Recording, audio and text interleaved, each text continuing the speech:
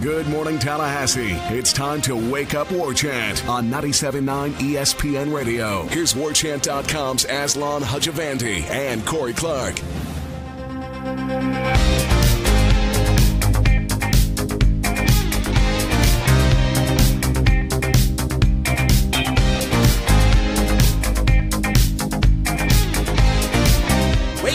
It's Wake Up War Chant, 97.9 ESPN Radio in Tallahassee. You already know our names, but again, I'm Aslan. He's Corey. The show brought to you by For the Table Hospitality. There are 3 great locations over in the College Town District, Central, Madison Social, and Township. Back at it for another week, Sea-Dog. How are you, Corey? I'm good, buddy. How are you doing? Oh, man, just out here living the dream, man. One day at a time, one foot in front of the other, man. How are things in the A? You'll be back in Tallahassee with us here this week, right? I'll get to actually look into those. That's right, buddy. Back in the friendly confines, the 850. Represent. Good stuff, man. Looking forward to it, man. What's going on this week? Is there anything cool that we got to look forward to? No NBA games. No hockey games. No, not really. I guess we could read up on all the recruits that were at Taggart's camp. Yes, we could. Yeah, let's try to get Michael Langston on possibly today, if not sometime this week, to wrap up things and how that's going. How are the Braves doing these days, man? You guys have a legitimate competitive baseball team in the pro ranks, don't you? Yeah, they're good. I can't quite get behind them yet. I'm not buying it yet. They still seem to have a couple of holes that I think the Nationals are a better team, but they keep, they're certainly in play, and they should be in play for the postseason, like as a wild card. I can't imagine that they have enough of what it takes to win that division. But hey, man, who knows? They proved me wrong before, so I'm hoping. But, they're a pretty good team, man. They're a pretty good team, and I think they have maybe the best hitter in the league in Freddie Freeman. Oh, yeah. Sweet. That's all I'm saying. That's all I'm saying. Laying it on the line. I like it. By the way, I realized huge opportunity squandered, so we were going to do this whole quasi, not so much quasi list where we're going to count down the days to kick off. By the way, we're now 84 days, Corey. We are 84 days away from Labor Day, a.k.a. Taggart Day, a.k.a. T-Day, a.k.a. Opener versus the Hokie Day. So we could have been doing what I don't like about Virginia Tech? Can we go ahead and just put all our cards on the table? This forum is open for your thoughts and opinions, friend. So if the people that listen to the show that aren't on Twitter, every football account has its own Twitter account, and they're all verified. They all have tens of thousands of followers. So does Virginia Tech's. Florida State's, I'm sure, has like 100,000 followers. They're huge audiences, and it's a big deal. And Virginia Tech's football account on Twitter for the last couple of years has made it its point. Anytime somebody brings up the longest bowl streak in the country, Florida State currently has the longest at whatever it's been since 1981. So you do the math, 38 years. But every single time, ESPN, Sporting News, CBS Sportsline, somebody tweets out the longest bowl streaks during bowl season. Virginia Tech's football Twitter account will always peep in and retweet it and say, nope, Virginia Tech has the longest bowl streak because Florida State's one of Florida State's bowls was whatever. What the one was vacated or whatever. Right? The 2006 Emerald Bowl was vacated, which is we all agree is nonsense. The bowl was played. They qualified for the bowl. They had the longest streak. But imagine being so petty as a program. And Virginia Tech's accomplished a good bit. They haven't won a national championship, but it's a real program. It's a top 20 program nationally. Being so petty that you're like rooting for entities to recognize a vacated bowl from 12 years ago. So I hope Florida State beats Virginia Tech by 40 points. Until they get rid of whoever runs that football Twitter account and quit being so petty and goofy, then I'm always going to root for Virginia Tech to lose. What about 38 points? What do you mean? Like, what if they won by 38 points? Wouldn't that be more poetic that they beat Virginia Tech? Yeah, whatever the bowl streak is. Yeah. And then, maybe Virginia Tech won't go to a bowl. It's like, man, you're a good bowl. You're a good program. Number one, that's also an ACC program that's in there. You should probably be pulling for your own conference. Don't always chime in to say, no, we have the longest bowl streak at 21 or whatever it is because theirs was vacated because of the dumb NCAA. It's just dumb. Nobody recognizes that stupid non-streak. Florida State has the longest bowl streak in the country. They played in a bowl game for 37 straight years. Sorry, Virginia Tech. You weren't any good in the 80s. Sorry, man. Just live with it. Quit trying to, semantics your way into the longest bowl streak and the longest active bowl streak because you don't have it. Anyway, I'm off my platform now. I'm off my soapbox, but I'm sure I'll step back on that thing a lot over the next couple months as we get ready for that game. Yeah. So we're 84 days away from aforementioned football game. This whole time, instead of trying to count down, playfully, almost tongue-in-cheek, making fun of radio shtick, I probably should have been playing like the best songs from 1994 when we were like 94 days away. I probably should have played the best songs of like 1989 when we were 89 days away, but that all failed to register in my mind until a few minutes ago. Well, you could still do it now. That would be cool, at least for the next 10. You could do like the top 5 songs of 1984 and the top 5 movies of 1984. The problem will be is when we're like 11 days away. Right. Like, what was the top song of 1911? Just some Mozart nonsense? Just some whistling song from somebody in rural Oklahoma or whatever.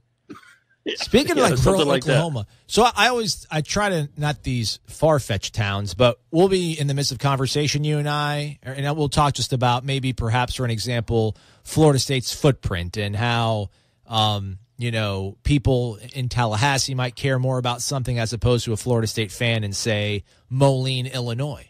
So, that's a city I threw out the other day, I guess. I got a direct message from somebody who said, "You're totally wrong about that because there is somebody in Moline, Illinois who does like the Noles. It's me. Go Noles." And I was like, look at that. I think I even said Amarillo, Texas one time. And then we got a guy, Wilson Lemieux, who's was a second ever caller on the callback line. He was supposed to be the first guy, but I gave him the wrong phone number. By the way, it's 850-7-YAKS-30, everybody. That's 850-792-5730. That's call it up, leave a question, leave a comment, hopefully a pleasant one, and you'll almost certainly get on the air. Yeah, man, it's crazy about the reach of this show, the reach of headlines, obviously, of the Jeff Cameron show. And, when you look at, the top podcasts in the country, we've talked about it before off the air, I guess, but Florida State, there's 5 or 6 of them. Obviously, this one, Headlines, and Jeff Cameron are the 3 best. I mean, that goes without saying. I don't even know why I had to say it, but you guys know that. If you listen to any other ones besides these, we're the best. But either way, it's really remarkable how passionate Florida State fans are. And they're all over. And it occurred to me when I was looking at the podcast rankings and how there were a few different ones that were all listed in the top 10. Like Notre Dame might not have had any. Florida State had 4. Yeah. It's like, okay, just people are insatiable. Their hunger for Florida State talk is really kind of remarkable. I don't know that there are other fan bases quite like this. I don't think so either, man. Look at the numbers, man. Look at the charts. Look at the charts and the numbers, man. It's all right there in front of everybody's eyes in plain sight, man. But yeah, so we're 84 days away. So how about the best number, 84? Anybody stand out to you? 84. Apparently, E.G. Green wore 84 in 93, according to our friends at NoleFan.org, who are so legit, by the way. 19. There's like a scrapbook inside the traditions room at Hauser where we have those post-game press conferences for the baseball team. There's this huge leather-bound scrapbook. It's actually from NoleFan.org. They accumulated all these clippings from the baseball team and put them in this huge, massive, collection in that album, and it sits there on this table. That's how legit. Yeah, yeah. I've flipped through them a couple of times just to read some of my great stuff from over the years. But yeah, no, it's pretty neat. The tradition room at Florida State baseball is really neat. Yeah, I wish maybe they showed it off more. That would be kind of cool to let fans come in and see the Buster Posey exhibit and the James Ramsey exhibit, and all the people that are in the major leagues. That they have some really cool stuff in the stadium, but it's not really out and about for people to see. I would like them to change that maybe, to put, that big plaza area they have out there. Well, it's not that big, but it could be bigger. But there is a plaza area out there. Man, put something dedicated to Buster out there or J.D. Drew. You legit have maybe the 2 best college baseball players of all time, certainly in the conversation. Have something for people to see that aren't just walking through the bowels of the stadium. Why don't they put plywood or just some sort of facade over the fence in right field? Make it almost like a quasi green monster, make it the garnet the Garnet Gargantuan or something, and then instead of hanging those vinyl banners that they're going to have to update because Florida State won 40 games again, and then Florida State's going to go to Omaha, hopefully here soon again. Like, and just make like this, this long-standing wall of just, put all these cool things up there instead of having that and that wall and J.D. Drew's numbers between the scoreboard and the bullpen and left field. Like that, just make a wall. Don't just put up a fence. Make it a wall. Build that wall. Build it, Mike Martin. Yeah, sure. Hey, man, I'm with you. They could do something more than just a big screen chain link fence, I guess. I feel like that could be cool. It'd make a cool sound, the ball, when it hits the wall, and it's a big thud, and it bounces back to the infield. Yeah. That'd be pretty neat. Yeah, the garnet maroon. Oh boy, I'm not gonna have this job for very much longer. Take a lap. The garnet monster. Man, that's awesome. Yeah. Everybody would love that. The garnet goblin or something, maybe. I don't know. I'm all about alliteration. Looking at this list, it looks Rodney like Smith. Bruce Lesane had it for one season. I guess Rodney Smith is your guy. Legitimately, we're not being prisoners of the moment unless you guys happen to know George D'Alessandro from back in '63 through '65. Maybe he. No, Garth Jacks. Garth Jacks was a nice player. He was a linebacker that played in the league for a few years, so he might be up there. But Jalen Wilkerson. He was 84 for a year. Yeah. But I would say it's either Garth Jacks or Rodney Smith. Look at that. Who would have Not a lot of great 84s. Yeah. At all. That's a tough number. Really good wide receivers apparently don't want to be in the 80s anymore. That could have been Randy Moss. 84 is what it could have been. Could have been Randy Moss. It could have been. Yep. There'd probably be a couple more banners in Doak Campbell Stadium if they'd have let old 84 hang around. A few of those. It should be 84. Randy Moss should still be. But that's the answer. Randy Moss is the best 84 in Florida State history. Boom. So it is written and said. Hey, let's talk more about Virginia Tech. There was something that came up the other day when I was doing the show solo that I never got to bring up with you, but it's something that we're going to probably talk about throughout the summer, but I might as well start now. It's going to be a long one. He's Corey Maslon's Wake Up War Chant. We're coming right back right here on 97.9 ESPN Radio after this. You're locked in to Wake Up War Chant on 97.9 ESPN Radio.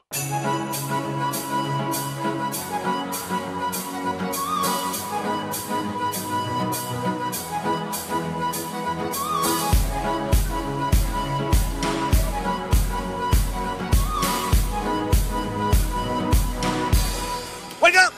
I'm Aslan. He's Corey. It's Wake Up War Chant, 97.9 ESPN Radio. Show's brought to you by For the Table Hospitality. Don't forget, folks, that great Father's Day promotion still running over on warchant.com. If you've never subscribed ever, there's a whole lot of goodies in it for you. 6 months free. You get a tumbler. It's fantastic. FSU Dad's the promo code you want to use. If you're a past subscriber that had your membership perhaps lapse, no better time to hop aboard than now. Go to warchant.com. Use the promo code FSU Dad. Lots of good sort of I can't find the right word, but it's a lot of little good perks. A lot of good perks. Bring you back into the fold. Bring you back into the part of the fam, as Corey would like to say it. So, Corey, you were talking about Virginia Tech. I was talking about Virginia Tech as well. Real quick on the Twitter accounts, they've got 65,900 followers. Florida State's Twitter has 380,000 followers. Virginia Tech. Well, now the envy makes sense. Yeah. There's some serious Twitter envy there. They're what are they? They're being outnumbered 5-1. Yeah. 6-1. Good grief, Virginia Tech. And not to sit here and pontificate and to be like obnoxious, but that was a huge loss for them, obviously. I wonder if, I'm sure they're over it to a certain extent, but I'm sure to another degree that they're never going to get over that loss in the Sugar Bowl to Florida State. So I'm sure there has to be some sort of deep-seated resentment because they haven't been close to getting back into that position. And for one night, that school, for a few hours, felt on top of the world, and then abruptly were brought back down to earth by our old guy quarterback and that explosive special wide receiver that we had. Yeah, and again, I was at that game because any big moment we're going to bring up in Florida State history, obviously I was there. Did you ever go to school, Corey? Did you just miss school all the time and just follow the Knowles?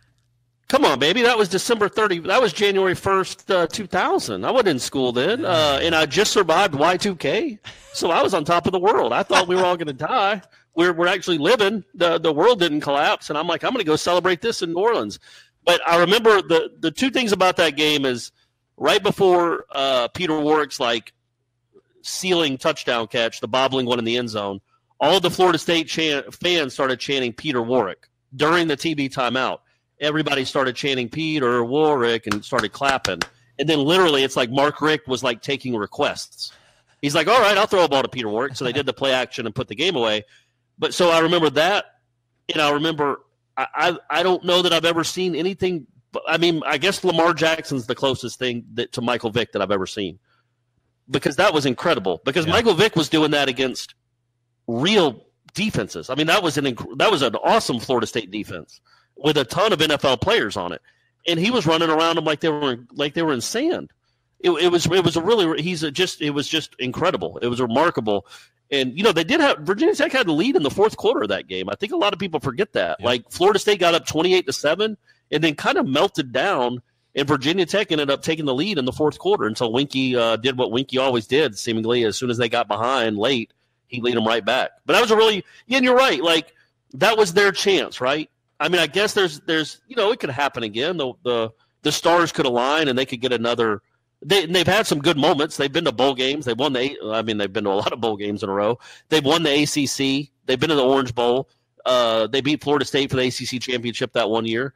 But they've had nice moments in the subsequent 18 years. But they haven't really been all that close to a national championship. And you're right. Maybe that still bothers them that Florida State took that one magical moment away from them. I'm sure it still gnaws in their craw or whatever the folks. That was 18 years ago. I know, man. Getting kind of old, feels like. Oh my gosh. Hey, let's just do a terrible. Let's do a terrible stat dump, or not so much a stat dump, but let me poke fun at everything that I want to poke fun at. I hate some of the stats I hate are like right now you're seeing it with the College World Series. North Carolina was the first team to scan their ticket to the College World Series in Omaha. Good job. And the stat was their first appearance since 2013. Like it's 5 years. Like why are we doing that? It's only been 5. You see that sometimes when it's like you'll hear like he becomes the first Braves player to hit 2 home runs from both sides of the plate since August of 2016. Yeah. And it's like, well, man, I thought you were going to say 1991. Yeah. 2016 isn't anything. Yeah. So you got that. Then there's the one thing that I've always thought was bizarre is just, like Florida State's all-time record against Oklahoma has some sort of bearing on the game that they're going to play tomorrow, for example. Although that's maybe a bad example because I feel like Oklahoma has had the better Florida State. Well, we lost 3 in a row to them. At least I know that much, right? National title game than the home and home. I don't know that they've ever beaten them. They lost to them. They lost to them in the Orange Bowl in '79 and '80, and then they lost to them in the Orange Bowl in 2000, and then they lost to them in 10 and 11. So at least 5. At least 5, right? 5 in a row. Yeah. Well, and they lost to them in Bowden's first year. So at least 6 in a row. Okay. Well, there you go. So maybe that's a bad example. But they'll use that sort of thing where. But that doesn't have anything to do. Like if they were to meet Oklahoma in the playoff game this year, right? That wouldn't have anything to do. Barry Switzer beating Bobby Bowden's first team has 0 to do, or Bob Stoops beating Jimbo's first team has 0 to do with a game 8 years later or 48 years later.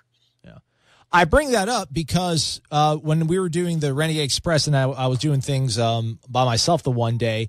One of the questions was about Willie Taggart and his ability to make halftime adjustments, and I did this whole dive into whether or not how many times his team was trailing at the half, their win-loss record, and all that kind of stuff, and it was a little bit clumsy because it was just way too many numbers and just my annoying voice straight for like 10 minutes. But is there anything to read into the fact that, Justin Fuente and Willie Taggart have played 3 times, and Fuente has won every single one of them?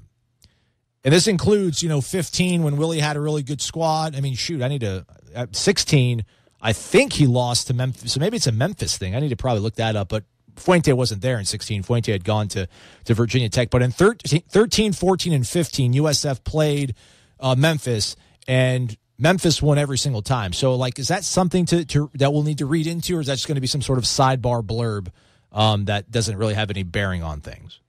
No, I mean, I just wouldn't put a lot of stock into that because of for both guys. The programs are so different that they're running now. I mean, heck, Fuente's in a program now that has 65,000 Twitter followers. He's not used to that. Yeah, and Taggart has 360,000 Twitter followers. It's just they're completely different programs where I don't, South Florida and Memphis when they play on a random Saturday at Raymond James Stadium in front of 22,000 people, I don't know has much bearing. It's almost like a different sport than Florida State, Virginia Tech, Labor Day night in front of 80,000 people. And I know that coaches still have to coach what they have, but Willie Taggart's never had anything like this. He's never had talent like this. So I don't know, and I'm sure if he lost to Memphis in 13, I'm sure that South Florida team lost to everyone in 2013. Right. So I certainly don't put much stock in 13 and 14 because that's when he's rebuilding the program. 15, I would be interested in how that game went, what the score was of that game, but I don't know that we can say, Fuente owns Taggart or Fuente has a decided coaching advantage over Willie Taggart. And even if Fuente is a better X's and O's coach than Taggart, he might be. I think Fuente's a sharp dude and a good coach. Man, if you don't have the talent, you don't have the talent. That's the whole bottom. That's it. Bobby Bowden wasn't a great X's and O's guy. He never lost to Frank Beamer. So, and I don't know that he was a better coach than Frank Beamer. He just had a lot better players, and I think that's what you want with the Taggart-Fuente dynamic moving forward. They were outscored 17-7 in the second half in 2015 to lose to Memphis at home 24-17. I don't know. I mean, a little bit of a dagger there. I understand what you're saying, and that you're more than likely right in this. And this is me just being a little bit provocative and trying to keep us occupied on June 11th in 2018. But like me talking about the Texas baseball team. Some of your sarcasm, my ears becoming finely tuned to it, but apparently.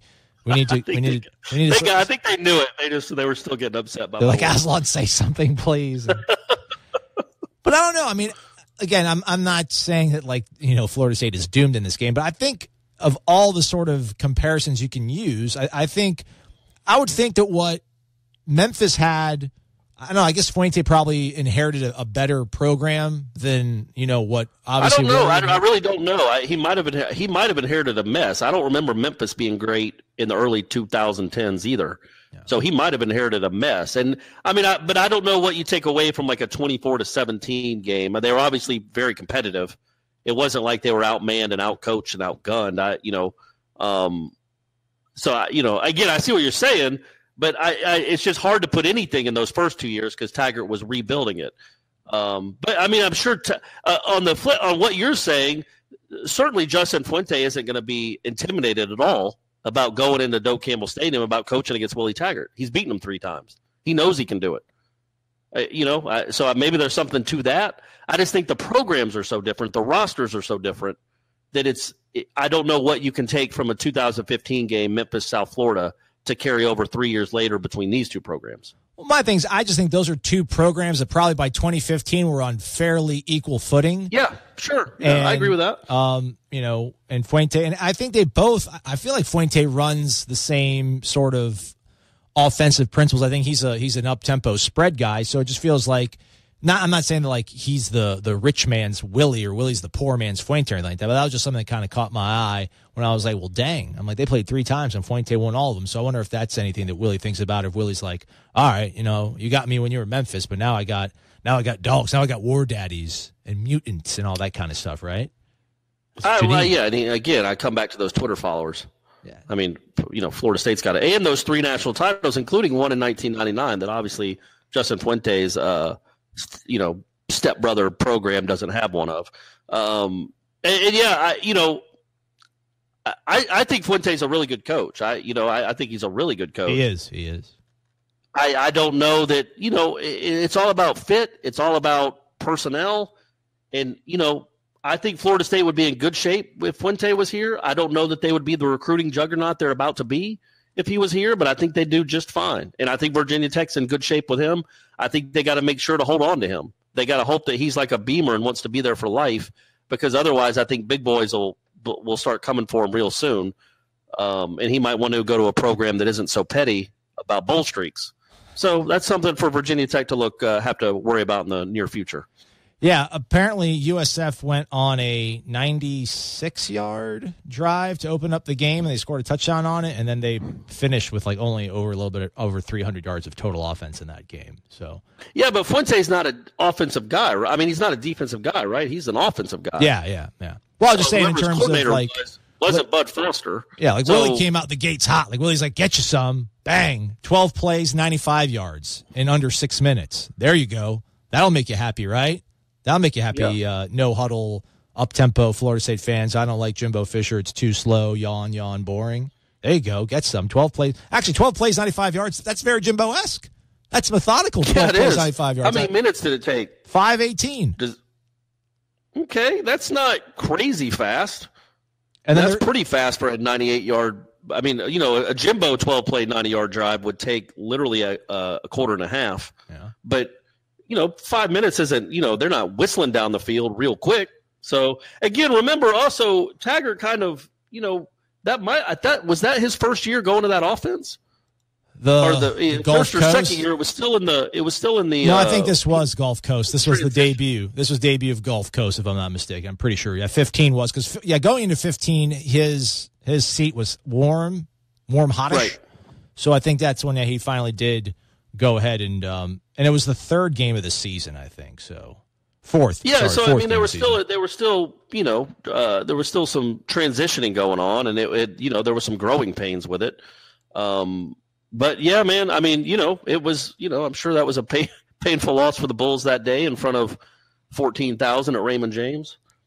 Did anything stand out to you about the 2015 game when they played in that rainy game in Doak in the beginning of the year when USF came to town? I thought South Florida was tough. I mean, I did. Dalvin, the defense was good. They had a lot of athletes, and Golson was terrible. That all stood out. That's like the go-to. That's the go-to line on anything from 2015. Do you remember anything about the game? The Syracuse game. Like, oh yeah, it was over with Everett Golson by that time because he was so horrible that Sean McGuire finally got an opportunity. Do you remember the Georgia Tech game? Yeah, Everett Golson. He was horrible. Do you remember the Miami game? I think Golson had like one game where he was really good and threw 4 or 5 touchdowns. Maybe NC State or Louisville. Somebody he played really well against. Everybody else, he was just blah. Just not good at all. And so, what I remember about that South Florida game, that I think it might have been like 7-0. It was tied at half. It was tied at half. 7-3. That was 7. What was it? It was 7. It was tied at 7 at halftime. Florida State scored first. Dalvin Cook 74-yard touchdown.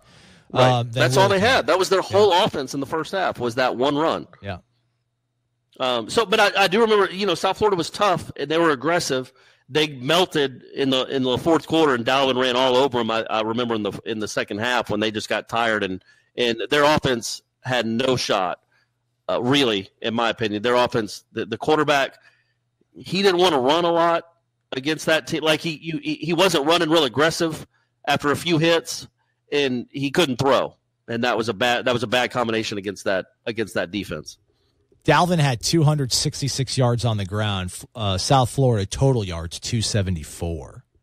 God. Yeah, and then the next game to me was the more Willie Taggart-esque game. The one in you hope not, but the one in 2016 where Dalvin again ran for probably 250 yards again, and they scored. South Florida scored on the 80-yard pass on the first play, then Dalvin scored on the 80-yard run on their first play. Yeah. But I think South Florida ended up with 35 points. And, if their quarterback could have hit a couple wide open guys, they would end up with 42 or 49 points. They just were not physical enough up front at all to stop Florida State. Either of those games, especially 2016, because I think Patrick ran for almost 100 yards. I think Florida State ran for like 400 yards in that game. And that's something but you saw what Willie wants his offense to look like. When it gets a first down, it goes super fast. And Florida State was on its heels the entire game. They had one stretch of like 7 or 8 drives where they did really well, but I think that was more the quarterback was missing throws than anything great that Florida State did. 647 total yards for Florida State in that game, 478 on the ground. I mean, that's crazy. That's something, you'd like to think moving forward. Willie Taggart doesn't have to worry about stuff like that, man. He will never get completely outmanned to the point that he's given up 500 yards rushing. But that's how outmanned he was in that game. And still, quite frankly, again, if their quarterback makes a couple throws, that would have been a game in the fourth quarter, like a legit game. I think that they got it down. They got the lead down to 14 a couple times in the fourth quarter, but it never felt dangerous because you knew Dalvin and Patrick were just going to run all over them. Yeah, they couldn't get stops at all. But now he's got a defense that I feel like he can compete. Obviously, at Florida State, you should be getting the best of the best. At South Florida, you're getting like the best of the rest. You're getting the best of some of the guys in Florida that can't get into the SEC or can't get into Florida State. You get those guys. Well, he's got a huge pool to fish from now, and his defense won't be giving up 500 yards a game rushing anymore. You wouldn't think. Let's hope not. That's over. Yeah, it's over. Harlan This is kind of, when day. you think about it, I know he's only at Oregon for a year, but this is the first time he should have a real defense, a competent defense with NFL players on it to play with. Because, Oregon's never good at defense. It's like they don't even know you play that. And then South Florida, you just can't get good players. You can't get great players at South Florida. You can get one or two here or there, but you can't load up in every section of the defense with great players. And I think that's it's going to be, he's got to be loving life knowing that he's going to actually have a defense that can get stops, make plays, and have real NFL talent on it. Let's step aside for a break. It's Wake Up War Chant, 97.9 ESPN Radio. WarChant.com is the ultimate inside source for FSU football and recruiting. And now you can get in on the action for free for an entire month. WarChant.com is offering a risk-free 30-day trial subscription. Get full access to the #1 website covering the Seminoles just by entering the promo code WarChant30. That's WarChant30. Sign up and get in on the world's most active FSU message boards. Receive breaking news, stories from our award-winning staff, plus get exclusive interviews and videos. Just enter the promo code WarChant30. WarChant.com, your ultimate Seminole sports source.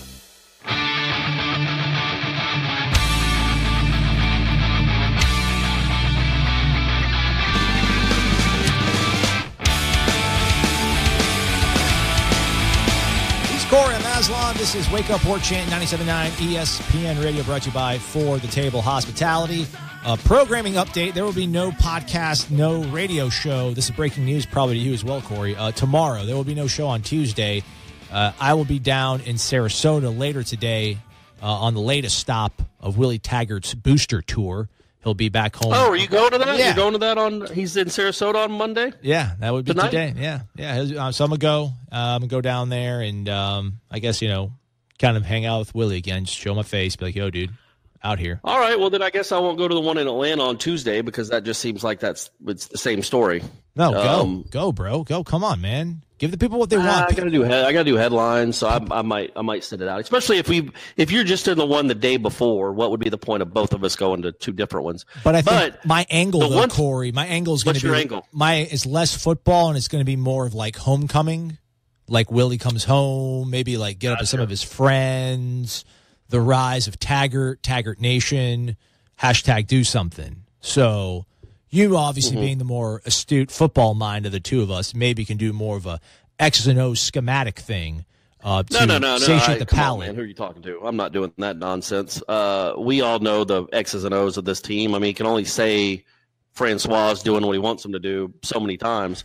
But I would be interested. The one interesting thing about this booster tour that I'd really like to get some stories about and some insight about is like the Atlanta club, which is a really big booster club. Atlanta has a ton of Seminoles in it, and the Seminole Booster Club is it might be the biggest out of the state of Florida. I think you're right.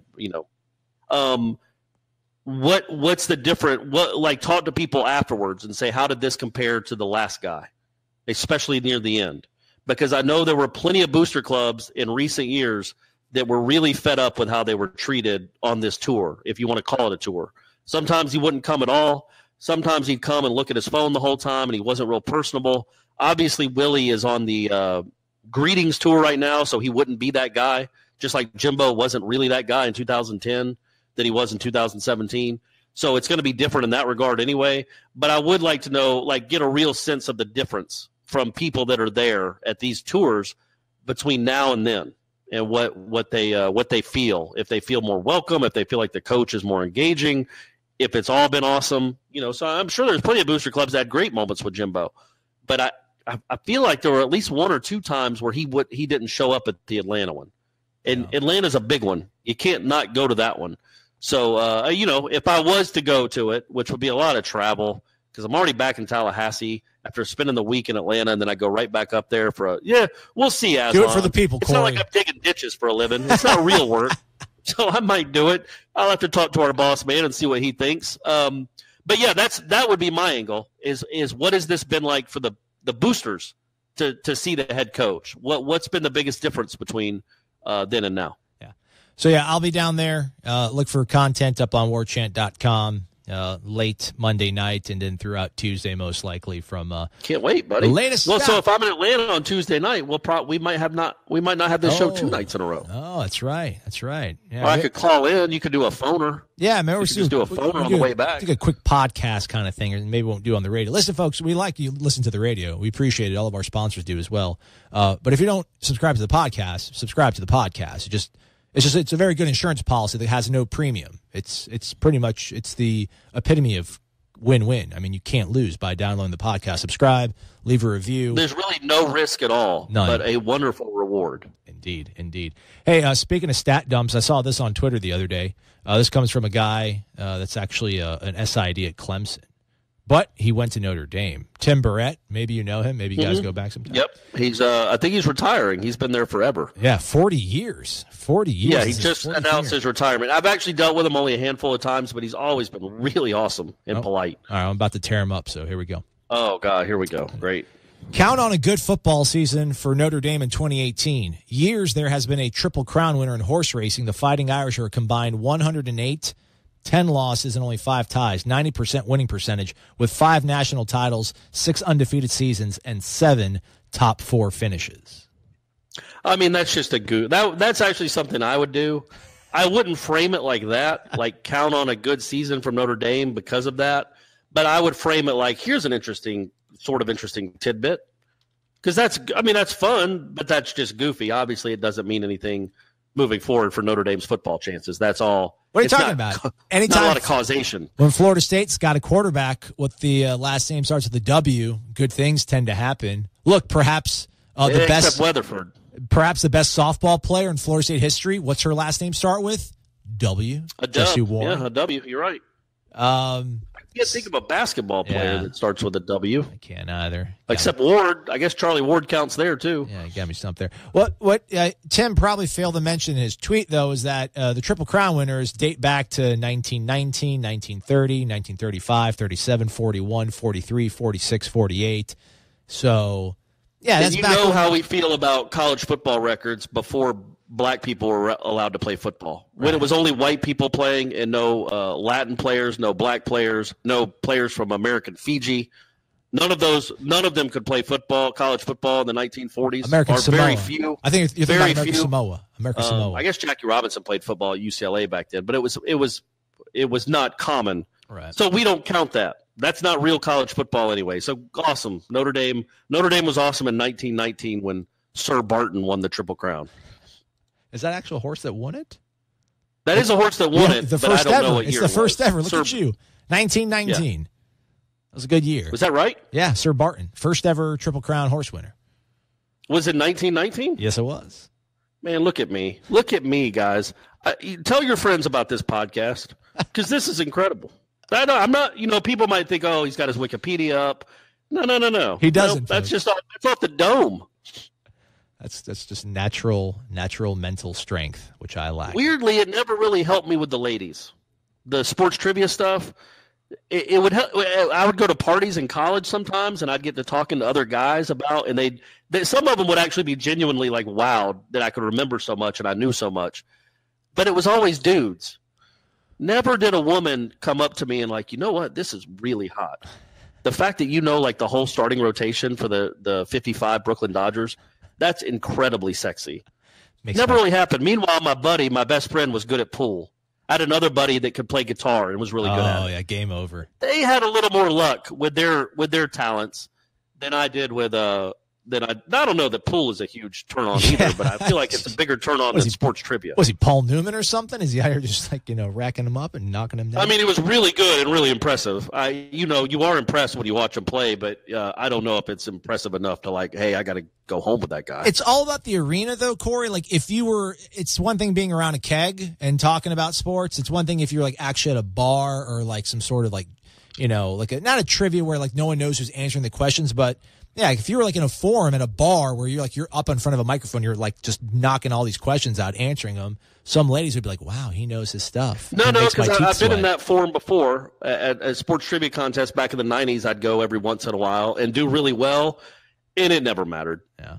I mean, what if I'm winning a bar tab, and I feel like I look more like a freak, like a complete and utter dork that knows numbers. The thing is I like most people that know a ton about sports trivia, most sports writers in general, I think, in my opinion, are pretty unathletic and uncoordinated and just goofballs. Guilty. I'm actually pretty coordinated and athletic for a sports writer, and especially for like a sports trivia nerd.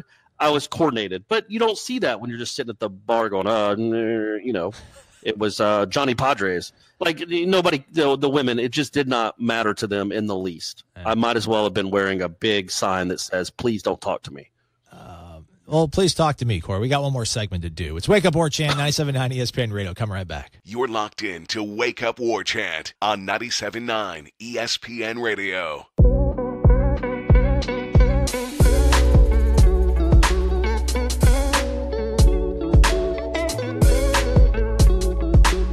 Wrapping things up on this Monday edition of Wake Up War Chant. I'm Aslan. He's Corey. The show's brought to you by For the Table Hospitality. You're listening to 97.9 ESPN Radio. So we tape this one as we usually do, so we don't have the full field of teams that have made it to the Super Regional. But have you watched, or to the College World Series rather, have you watched a lot of the Super Regional baseball at all, Corey? Too painful. No, I can't do it. Yeah. No. I've been, I was busy with Brady's stuff this weekend. Another good showing for him this weekend. Oh, yeah. If anybody's interested. I am. I know all of you are. Go on. So he did pretty well, but so now I haven't watched a lot of it. I know that Florida lit up the number one pick in the draft. Who cares about them? How'd Brady do? Let's move on to Brady. Oh yeah, no. So he had he had a rip of a double in one game, and then he had a quote unquote inside the park home run in another, which was a double where they threw it around the horn and he scored. But the biggest piece of good news from the weekend is he pitched well and threw strikes. Okay. Because at that level, when you're 9 years old, man, that's basically, if you can have just a little pace on it and throw strikes consistently, good things are going to happen. So that was good to see, because usually he's a little bit wild, but he dialed it in, man. Now he's like Greg Maddux all of a sudden. Now I know I'm jinxing him, but yeah, football coaches always talk about, I feel like high school football coaches are really like scrambling to keep kids into the game of football just because of all the, scientific evidence that points to it being a very dangerous game, and families are scared about letting their kids play. They keep talking about, there's so many lessons you learn about the game of life outside of football. Man, like I feel like being a pitcher, like if you're like 9 years old, like on a mound, having to throw strikes, like the anxiety and pressure on you that like if you can figure that out, you'll probably be good the rest of your life. Just like as a human being, as a functioning member of our society. That's like I think honestly the one thing that we never really can truly appreciate is like the amount of stress it is to throw a little ball over a 17-inch plate and like get it there consistently.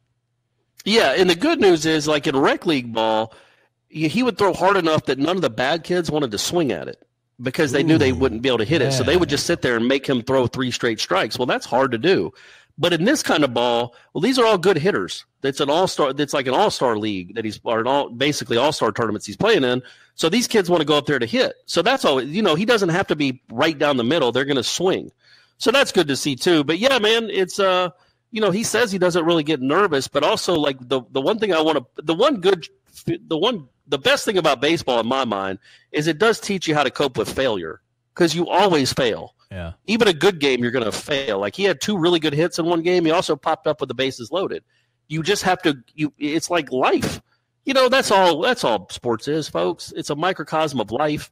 But you have good moments, you have bad moments. It's how you deal with them. And he dealt with his pop up really well. So it teaches that. It teaches that you can't let one at bat affect you when you go to the field. You can't let an error in the field affect your at bat. And so, at 9, that's a little hard to do. It's still going to be some carryover. But, yeah, man, it's good training, not just for him later on in baseball, because that career is not going to last too much longer. But, yeah, how you are with life. And, like, man, sometimes you're not going to get the job. You're not going to get the promotion. The girl's not going to come up and talk to you after you kill it in a sports trivia contest. I don't get it, but they wouldn't. But you learn to deal with it, and then you end up with nice women anyway. Yeah. Funny how that all works. Oh, we got to get going. Yeah. But Corey, there's Florida State athletics rising up the Capital One standings with the women's beach volleyball. Right? Yeah, I think so. Track and field, Directors Cup. Directors Cup. That's what it is. I'm sorry, I called it something else. The Capital One Cup. That's like some sort of stupid mascot thing. Sorry about that. erase that in your mind, everybody. But Corey, so how the track team do? Track's back, resurgence, renaissance for Brayman and the boys. It's close. It's close to back. So the last 2 years, as most people know, about 10 years ago, Florida State won 3 in a row. Although one was vacated for nonsense, they won 3 national championships in a row, and they lost like 2 other ones by a single point. Like they finished runner-up 2 or 3 other times.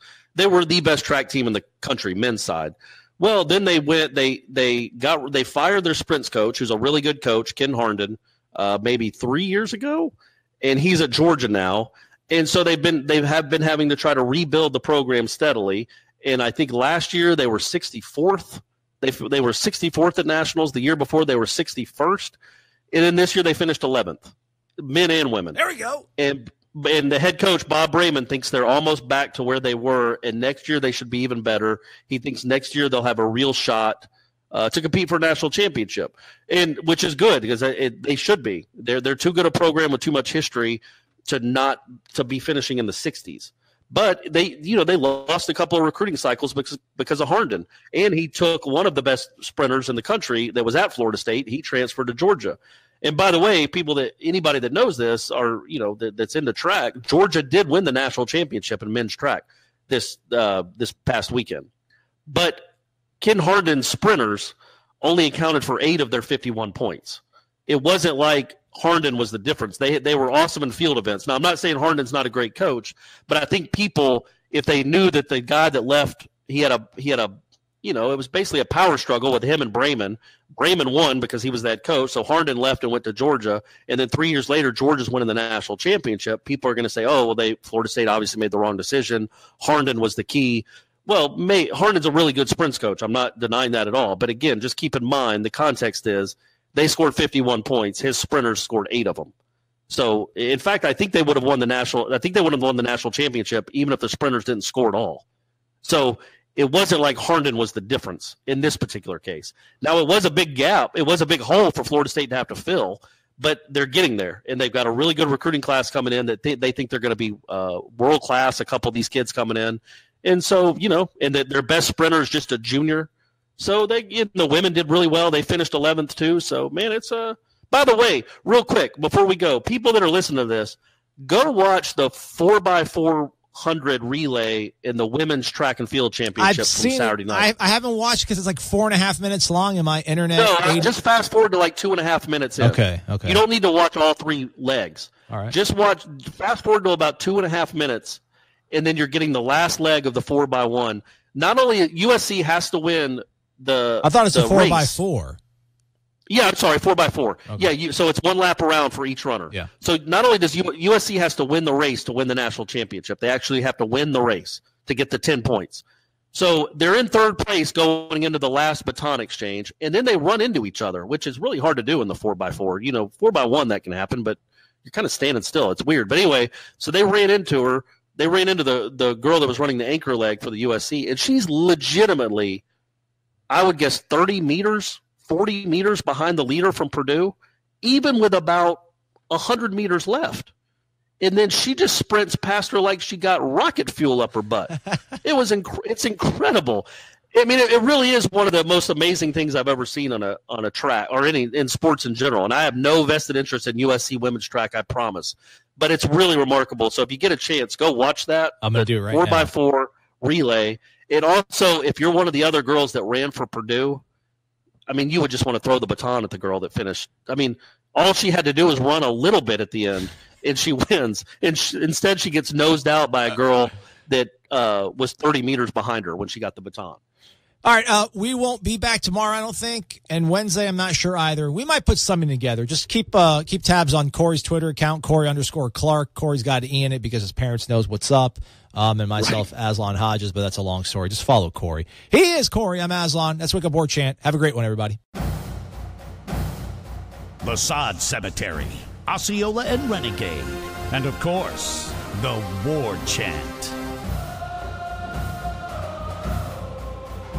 These are great traditions known to all Seminole fans. If you are a card-carrying, garnet and gold-wearing Nole, don't you deserve a site that is truly dedicated to covering FSU sports?